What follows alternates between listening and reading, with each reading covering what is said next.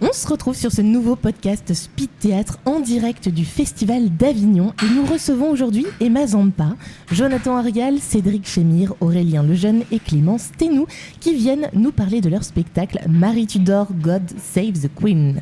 Bonjour à tous. Bonjour. Bonjour. Bienvenue. Comment ça va ? Ça va très bien, on sort de scène et on est très en forme. Ça se voit, je ressens l'énergie, l'émulsion.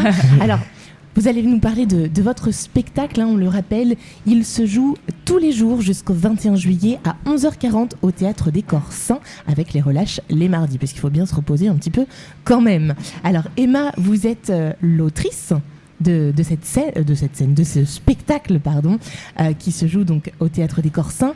On a avec nous les interprètes, donc Jonathan, Cédric, Aurélien et Clémence, qui sont avec nous tout autour de la table. Alors pour commencer, est-ce que vous pouvez nous parler un peu de ce spectacle ? De quoi parle-t-il ?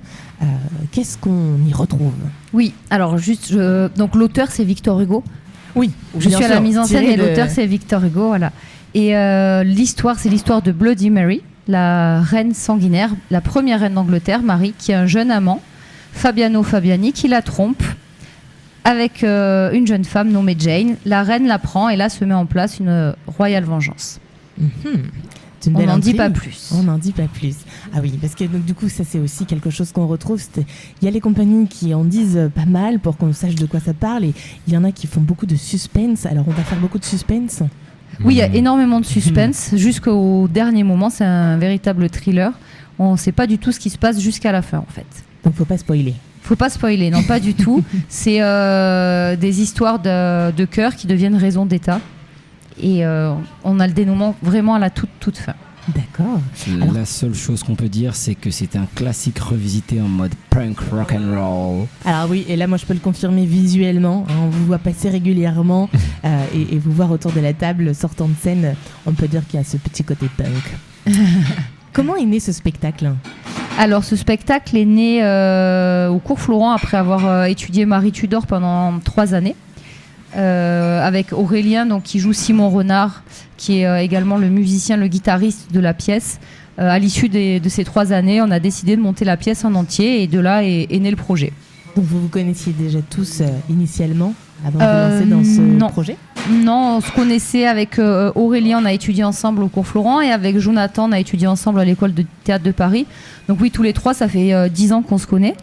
Et Clémence et Cédric nous ont rejoints cette année et pour notre plus grand bonheur parce que maintenant on forme une team vraiment très soudée et voilà, on aime beaucoup passer du temps ensemble et on s'amuse bien ensemble.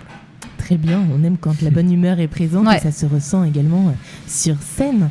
Alors, à qui s'adresse ce spectacle ? Alors ce spectacle s'adresse, je veux dire, au plus grand nombre.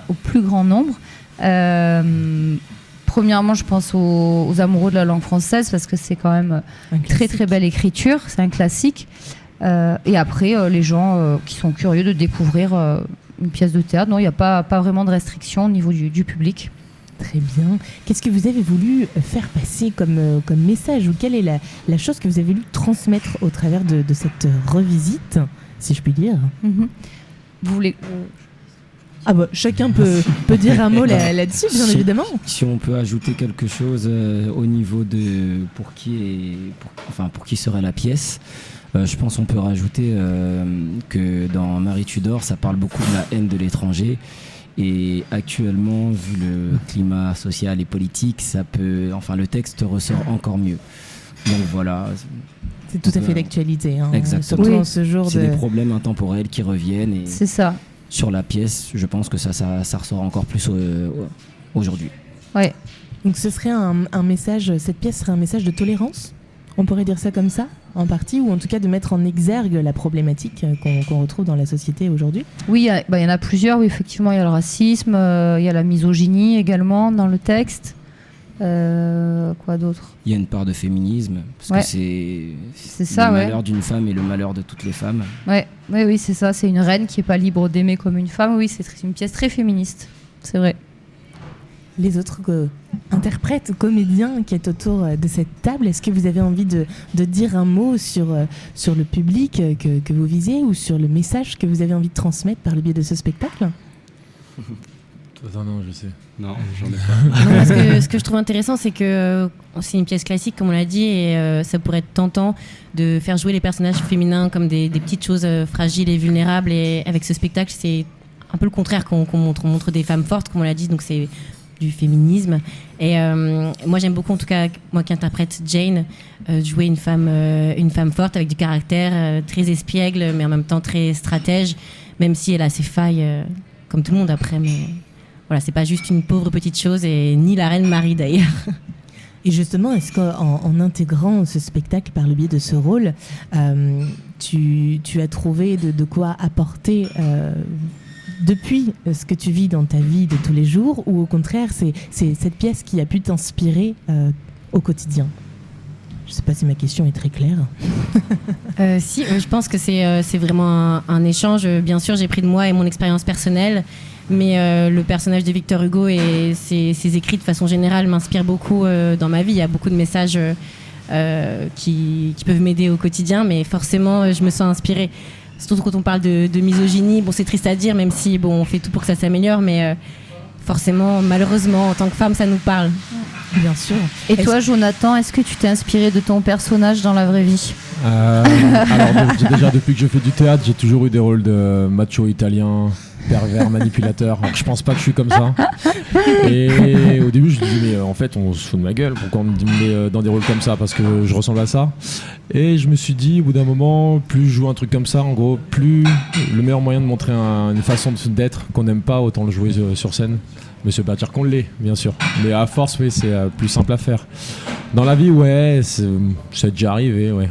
Que je m'en sois inspiré, oui, bien sûr. Et toi, Aurélien?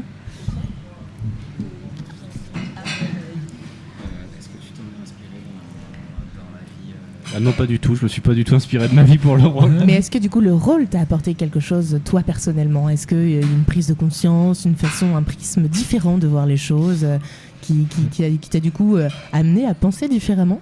Bah, étant donné que je dis que des trucs misogynes ou un peu racistes, pas fou, non. Je vais rien récupérer. Est-ce que ça a conforté peut-être dans le sens, c'est pas forcément...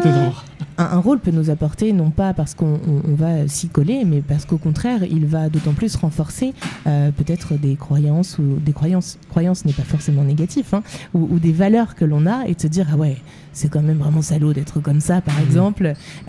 Est-ce que tu dirais que ça a eu un impact sur toi d'une certaine manière? Non, pas spécialement. Non. Pas spécialement. Mais est-ce que tu prends plaisir à jouer ce rôle? Oui, ça oui. Qu'est-ce que tu préfères finalement dans ce que tu es amené à faire, à dire ou à apporter sur scène au travers de ce personnage?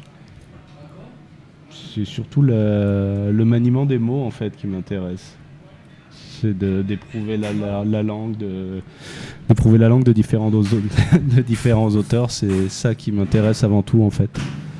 C'est ce qui t'a... Plus que la psychologie de personnages qui en soi m'intéresse pas spécialement, mais vraiment les mots. D'accord. Si tu avais un message auquel tu tiens de faire passer aux spectateurs qui viennent voir ce spectacle, ce serait quoi pour toi? Je vais tous vous poser la question. Je sais pas, s'il vient de voir le spectacle. Ne tuez pas des juifs dans des ruelles, s'il vous plaît. Ouais, c'est un message assez fort, qui est assez évident, mais merci de le rappeler, en effet. Cédric, est-ce que toi, tu as un message que sur lequel tu aimerais appuyer ou que tu aimerais faire passer au travers de ce spectacle? Jonathan avant, non? Non, j'ai pas de message, mais il y a une phrase que j'aime beaucoup dans cette pièce. C'est quand une femme règne, le caprice règne. On le déteste. Voilà, quand on vous disait que c'était une pièce misogyne. Ça. Mais c'est bien parce que du coup, il se posait la question de pourquoi on lui attribue toujours ce rôle de macho. Je pense que la question est vite répondue. Exactement. C'est Victor Hugo qui l'a écrit, hein, c'est pas moi. Moi, je répète juste les mots. Bien évidemment. Alors, est-ce que ça peut être parfois un sacré défi de reprendre des œuvres originales comme celle de Victor Hugo, hein, quand il s'agit de grands classiques? On peut se dire que parfois on est un peu hésitant, on ne veut pas se louper, il peut y avoir des fervents défentrices et défenseurs défenseurs qui sont assez dans la volonté de garder les œuvres originales telles qu'elles sont, comment on fait pour les revisiter sans froisser Alors non, je me suis pas du tout posé la question parce que telles qu'elles sont, qu'est-ce que ça veut dire en fait? Il n'y a pas vraiment de définition de la situation d'origine, donc je me suis jamais posé la question. J'ai jamais mis Victor Hugo sur un piédestal et j'ai jamais eu peur de le descendre de son piédestal. Au contraire, c'est lui qui m'a inspiré la mise en scène, c'est son esprit rebelle et subversif que j'ai voulu prolonger dans cette mise en scène. Donc non, il n'y a pas eu d'appréhension du tout, au contraire, c'était même un moteur. Et du coup, ce côté punk, il était évident? Oui, il était évident. Ouais, c'était un fil conducteur qui est venu spontanément et qui a été très facile à dérouler. Très bien. Comment est-ce que tu as fait pour travailler cette mise en scène? Quel a été l'objet de tes choix? Alors, premièrement, ça a été l'Union Jack, le drapeau Union Jack, parce que je voulais représenter le poids le fardeau du royaume sur les épaules de Marie, le fardeau qu'elle porte sur ses épaules, la couronne, le pouvoir. Et donc pour ça, j'ai pris le drapeau de l'Angleterre, l'Union Jack, et je l'ai mis posé symboliquement sur ses épaules pour montrer qu'elle porte le royaume à elle toute seule. Et à partir de là, s'est déroulé tout le fil de la culture pop, punk anglaise. Et la question, c'était... Quel a été l'objet de l'objet ton choix l'objet de départ, ça a été vraiment un objet au sens matériel du mot, au sens propre. Ça a été le drapeau anglais pour symboliser le pouvoir. Très bien. La couronne d'Angleterre. En effet, c'est assez fort. Aujourd'hui, on traite vraiment de sujets qui sont d'actualité. Est-ce que, justement, par le biais de tout ce qui se passe dans notre société actuelle, ça fait d'autant plus écho pour vous de jouer dans ce spectacle? Oui, c'est ce qu'il disait Cédric tout à l'heure. Ça prend une dimension particulière aujourd'hui, en ce moment même. C'est des problèmes c'est des boucles intemporelles, c'est des problèmes qui reviennent tout le temps. Et actuellement, dans cette période où il y a un extrémisme qui monte, oui, moi ça me touche particulièrement de jouer dans cette pièce. C'est un spectacle que vous avez déjà joué à Avignon auparavant? Oui, on était là en 2019 dans une première version. Il y avait Jonathan et Aurélien également. Une première version beaucoup plus longue avec beaucoup plus d'acteurs. Et l'an dernier également au Théâtre des Brunes. Très bien. Donc et là, cette année, c'est encore une nouvelle version puisqu'on a la chance que Cédric et Clémence nous aient rejoints. Donc cette année, c'est encore une nouvelle version. Donc cette nouvelle version, est-ce que c'est un choix initial de modifier ce qui a déjà été fait ou ça se fait vraiment par le biais de l'équipe et de la manière dont elle est construite et qui vous rejoint Voilà, c'est ça, ça se fait au plateau en fait et moi j'aime bien m'adapter aux acteurs et pour tirer leur potentiel, extraire le meilleur d'eux-mêmes et donc c'est un travail au plateau. Très bien. Pour les auditeurs qui seraient déjà venus, qui auraient déjà été spectateurs les années passées de cette pièce, comment est-ce qu'on peut leur décrire la différence ou ce qui s'est matérialisé différemment dans ce nouveau spectacle présenté sur cette édition? Je dirais qu'il y a beaucoup plus d'humour, dû à la cohésion de groupe, certainement. Et après, voilà, ce que je vous disais, ce qu'on trouve au plateau, c'est des trouvailles collectives, c'est un travail d'équipe. Et c'est ça qui fait la différence, je pense, dans cette nouvelle version. Chacun y met un peu du sien, chacun met sa patte, et c'est ça qui crée la différence dans cette nouvelle version. Je ne sais pas si vous avez un truc à ajouter. Non, c'est ça, c'est ce que j'allais dire, c'est qu'effectivement, vu qu'on met beaucoup de nous dans nos personnages, même ça ne veut pas forcément dire qu'on s'inspire de notre vie pour les personnages, mais c'est vraiment nous, nos caractères que Emma garde, et c'est pour ça aussi qu'elle nous prend. Donc chaque version, dès qu'il y aura de nouveaux acteurs ou nouvelles actrices, ça va forcément changer.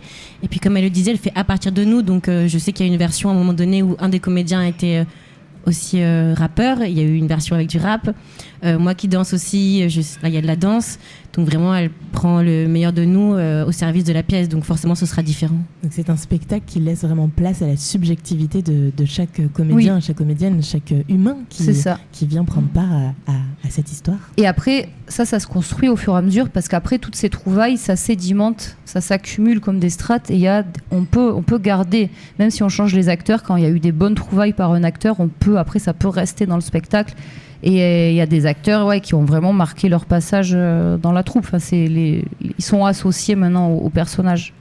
Bien sûr, alors en parlant de la troupe justement, donc, votre compagnie s'appelle la compagnie du Rubis, c'est bien ça? C'est ça. Alors quelle est l'histoire de la création de cette compagnie? Ça a été directement en sortant des cours Florent. Comme je vous ai dit, on a monté directement le projet avec Aurélien et donc j'ai monté la compagnie dans la foulée. Voilà. Et rouge, le rubis, rouge parce que c'est la couleur qui me donne de l'énergie, qui m'inspire. Entendu. J'ai bien noté que la compagnie a à cœur de développer des projets qui sont engagés. Oui. L'envie de réinterpréter des grands classiques, donc là on est tout à fait dans le thème, avec un regard qui est assez critique et humoristique vis-à-vis de la société. Est-ce que vous voulez nous en parler un petit peu? Voilà, c'est ce qu'on disait jusqu'à présent, donc un regard acéré, c'est ça sur la misogynie, le féminisme, le racisme, développer tous ces grands thèmes, comme le disait Cédric, atemporels, c'est ça en fait. Et les grands textes, les classiques sont atemporels, ne bougent pas, le propos ne bouge pas. Si on prend les écrits, il y a 2000 ans, chez les écrivains, les dramaturges grecs, c'est exactement les mêmes sujets et ça bouge pas. En fait, l'être humain ne change pas, malheureusement, ce sont toujours les mêmes problématiques. Et quand on parle de choses engagées, la compagnie a déjà fait des prestations devant des écoles. Il y a eu des prestations à Berlin. Le but c'est de pouvoir défendre et d'en débattre, de faire des bords plateaux avec des élèves. Ça peut se faire aussi. Bon, là ça va peut-être être un peu court, mais l'année prochaine, s'il y a des écoles à Avignon qui veulent venir voir la pièce de théâtre, ils peuvent venir et on fait un petit bord plateau avec eux pour en discuter. Bien sûr, tout ça c'est possible. Super. Justement, cette année, vous venez à Avignon dans quel état d'esprit? Est-ce qu'il y a une envie particulière qui diverge des autres années ou quel est l'état d'esprit dans lequel vous venez en tout cas cette année? Moi, par rapport encore une fois au climat socio et socio-politique, il y a l'envie que la culture perdure. Et donc de diffuser au maximum ce texte et de toucher les gens pour qu'on reste cette France que moi j'ai connue, liberté, égalité, fraternité, où tout le monde se mélange et qu'il n'y ait pas de justement cette haine de l'étranger ou de l'immigration. En tout cas, moi c'est avec cette énergie-là que je suis venu. C'est cette volonté d'appuyer sur le fait que l'art est un moyen d'amener les gens à réfléchir, à prendre conscience et surtout à se réunir et à mettre en avant les belles valeurs dans notre société. Exactement. On pourrait le dire comme ça. Oui, puis je pense que c'est aussi un moyen là de démocratiser un petit peu le théâtre. Les classiques, parfois, ça peut faire peur, alors que finalement, il n'y a pas de quoi avoir peur. Là, en plus, ce qu'on montre, c'est vraiment le côté grotesque et sublime qu'on retrouve dans la société. Et je pense que tout le monde peut se reconnaître dans chacun des personnages. En fait, on a tous une part de Gilbert, de Marie, de Fabiano en nous. Donc c'est ça qui est intéressant aussi. En tout cas, moi, c'est comme ça que je vois les choses et je viens aussi hyper personnellement pour partager cette expérience d'Avignon avec cette compagnie que je viens d'intégrer et faire découvrir le texte de Marie Tudor qui, je trouve, est une pièce vraiment magnifique. J'adore l'écriture de Victor Hugo, donc ça me fait vraiment chaud au cœur de pouvoir faire découvrir ce texte au maximum de personnes possible. Justement, parmi vous, est-ce qu'il y en a pour lesquels c'est le premier Avignon? Moi, c'est Alors, comment tu le ressens, ce festival? Qu'est-ce que tu y as découvert depuis que tu es arrivé? J'adore l'ambiance, la ville, c'est très, comment dire, l'ambiance d'être dans une ville médiévale et de voir cette effervescence avec des comédiens, les Avignonnais, les personnes qui ont des commerces, qui jouent le jeu, c'est juste quelque chose de dingue. Franchement, j'aimerais revivre Avignon tous les jours. En plus, on joue tous les jours, donc c'est vraiment quelque chose de bien. C'est un C'est vraiment concentré quelque chose de- d'appréciable. De tout ce que vous aimez, finalement. Ouais. Bah oui, on aime jouer, on voit des comédiens partout, il faut pitcher la pièce, il faut leur expliquer les gens, il faut les faire venir. Donc il y a un côté challenge, il y a un côté il y a à côté le côté théâtre où il faut qu'on assure et ça nous fait nous développer personnellement et aussi sur scène. Donc bingo. Qu'est-ce qu'on peut vous souhaiter de mieux à la suite, à la fin de cette édition du festival? Pour la pièce, ça serait une grande tournée, voilà, c'est ce qu'on souhaite. À La Réunion. En Martinique, C'est le chez moment, moi. hein, s'il faut faire des vœux, Ouais. On aimerait si vous voulez bien- demander quelque chose. En fait, on est une équipe qui vient un peu des quatre coins de la France, donc on aimerait bien présenter chacun le travail à notre famille. Donc je pense à Jonathan qui vient de La Réunion, à Cédric de la Martinique. Voilà, leurs familles nous attendent. Génial, donc ça On serait souhaite quoi aussi faire avoir un appel au producteur, ça serait... Ouais, c'est ça. Donc, cher producteur, si vous nous entendez. Oui, hein. c'est ça, ouais. Et aussi une production, ça serait super cool aussi. On souhaite avoir des salles remplies. Moi, je le dis personnellement, je n'aime pas tracter. Alors venez, s'il vous plaît, venez. Le plus rapidement on est rempli, le plus rapidement vous pourrez faire du bouche à oreille parce que on joue très bien, les gens sont satisfaits jusqu'à maintenant. Je touche du bois pourvu que ça dure. Donc venez nous voir, vous ne serez pas déçus. Donc voilà, la bouteille à la mer est jetée. Qu'est-ce que vous aimeriez que les spectateurs disent en sortant du théâtre après avoir vu votre spectacle? Ce qu'ils continuent de dire, c'était génial. Pour les autres? Même si je pense que ça devrait rejoindre un peu l'idée, mais Non, que c'était original, qu'ils ont passé un bon moment, qu'ils ont apprécié notre énergie, qu'ils ont envie de nous revoir. Presque, même s'ils sont un peu frustrés, c'est pas plus mal qu'ils ont envie de nous revoir sur d'autres choses. Dans le sens, on aimerait en voir plus encore de chacun et de la compagnie. Ce serait top. Voilà, qu'ils aient envie de nous suivre en tout cas. très bien. Jonathan, tu voulais dire quelque chose? Qu'ils aient envie d'en parler autour d'eux et faire venir leurs amis. Il y en a qui se disent waouh, je m'y attendais pas, surtout. Ouais. Parce que généralement, on a l'impression que ça va être un classique et là, on prend une claque avec un petit côté rock. Ouais, moi je Totalement rejoins différent. un petit peu Jonathan, j'aime bien quand ils disent ah, c'était ça le texte de Victor Hugo, waouh, c'est ça. Ouais, quand ils redécouvrent le texte, ça me fait très plaisir. De sentir qu'ils sont Ouais. surpris Ouais. de la Ouais. revisite et de la C'est ça, proposition qui a exactement. été faite. Bon, en tout cas, je ne doute pas que ce sera le cas. Moi, je fais aussi tous les jours des micro-trottoirs que je rediffuse dans mon émission en direct des coups de cœur théâtraux le soir. Donc, ce sera avec grand plaisir de venir vous voir et Mais avec plaisir. d'aller recueillir à chaud les émotions, les avis, les ressentis des spectateurs qui, je ne carrément. doute pas, vont adorer ce spectacle. Et donc, justement, est-ce que vous souhaitez dire un dernier mot pour inviter nos auditeurs à venir voir ce spectacle? Je vois tout le monde qui se regarde avec les yeux. Qui veut y aller? Qui veut y aller? Qui veut dire quoi? N'hésitez pas. Voilà. Soyez curieux. Eh bien, écoutez, mesdames et messieurs, venez nous voir. On joue dans un beau théâtre, une belle salle. Et il y a la climatisation. Vous avez juste à vous asseoir. On s'occupe du reste. On pense beaucoup au confort de nos spectateurs. Hein. Donc, vous avez juste à vous asseoir. On s'occupe du reste. On va vous surprendre. Donc, venez nous voir. Hein. Tout Quelqu'un simplement. d'autre qui a quelque chose à Non, rajouter, c'est très bien. Oui, non, on chante, on danse, on rit et on jouit un peu aussi. C'est tout ce qu'on aime, c'est tout ce dont on a besoin actuellement. Eh ben, merci beaucoup à tous pour ce partage. Merci. Alors, pour rappel, votre spectacle, Marie Tudor, God Save the Queen, se joue au Théâtre des Corsins tous les jours, sauf les mardis, jusqu'au 21 juillet à 11h40. Merci d'avoir été avec nous. Merci, Merci Marion. beaucoup, Marion. Merci beaucoup. À vous voir très vite, très prochainement sur scène et donc à recueillir les avis de nos spectateurs. Et en attendant, je vous souhaite de passer une belle journée. On se retrouve très vite sur les podcasts de Speed Théâtre. À bientôt. Merci. Merci. Merci. Merci beaucoup, Marion.